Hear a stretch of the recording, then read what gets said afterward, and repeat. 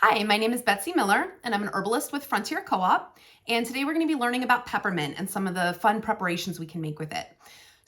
Just a few fun facts to get us started. Peppermint, the botanical name is Mentha piperita. And you'll often see that written as Mentha X piperita because peppermint is a hybrid species. It's a hybrid between spearmint, Mentha spicata, and watermint, Mentha aquatica. Peppermint is originally native to Europe and the Middle East, but now it's become naturalized all over the world. And the United States is currently the leading producer of peppermint, producing about 75% of the world's peppermint supply. My favorite fun fact about peppermint has to do with the botanical name, Mentha piperita. So the Greek philosopher and botanist Theophrastus, he named the genus Mentha after the Greek myth where Hades, the god of the underworld, he fell in love with this nymph, Minthe. And Hades' wife, Persephone, became so jealous of Hades' love for Minthe that she turned Minthe into a common groundweed, which is where peppermint came from, mentha. I just love when we can tie our plant knowledge back to folklore and legend and myth. It adds so much fun to our relationship with plants.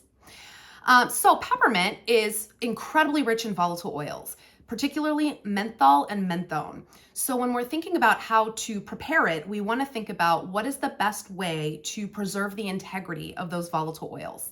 So the best ways would be with a cold water infusion or a tincture. We're going to cover the water-based infusions today, but if you're going to do a tincture, you want to do about 60 to 75% alcohol by volume because you really want to get a good extraction of those volatile oil compounds. For infusions, my preference is cold infusion because cold water is the best for preserving the integrity of those volatile oils. It doesn't mean you can't do it as a hot infusion. You absolutely can make a hot peppermint tea. But the key for hot infusions is just making sure that you're keeping your vessel covered so you don't lose any of those volatile oils to the steam.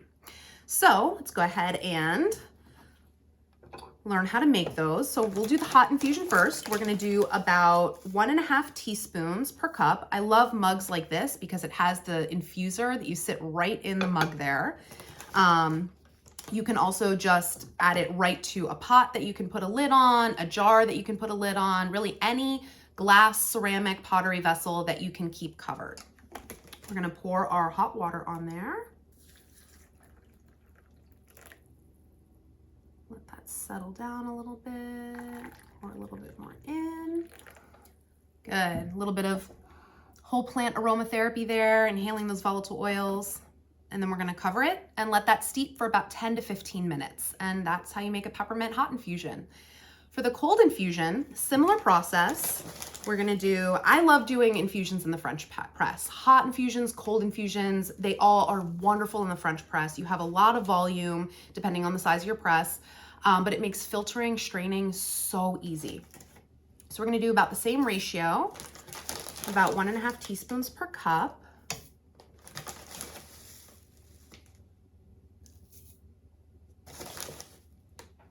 There we go. And we're going to pour our cold filtered water on top.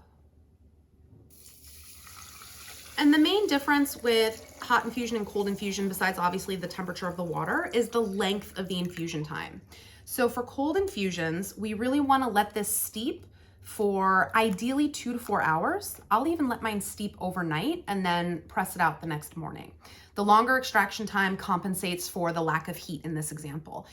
We're preserving the integrity of the volatile oils, but we're still getting a really good extraction with that longer steeping time.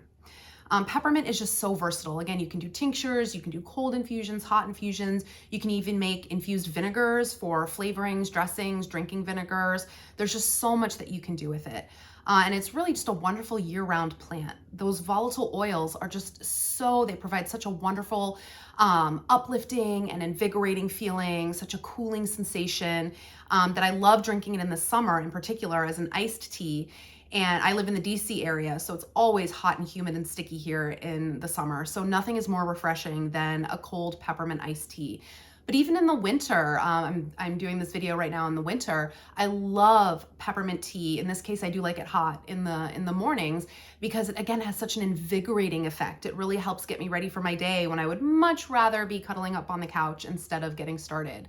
So there's really it's no right or wrong time for peppermint. It's all perfect. I just adore this plant so much, and there's so many different ways you can prepare it to really benefit from those amazing aromatics.